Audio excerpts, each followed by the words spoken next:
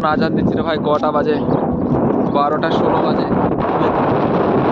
এখন আজান দিচ্ছে এখানটা দুপুরে। এটা হচ্ছে কুল গাছ। এখানকার গাছে কাঁটাও দেখছি না। কুল আছে কিন্তু কাঁটা নেই গাছে, একটা কাঁটা নেই। বাপরে,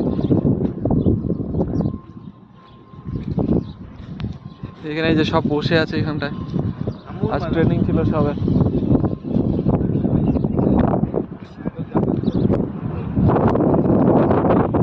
এই এক ভাই অন্ধ্রপ্রদেশ থেকে এসছে ভাই, রোজা রেখে ট্রেনিং করছে এখানটায়।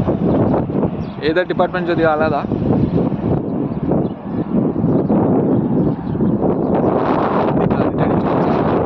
মেইন রোড এটা, বসে আরাম করছে এই যে।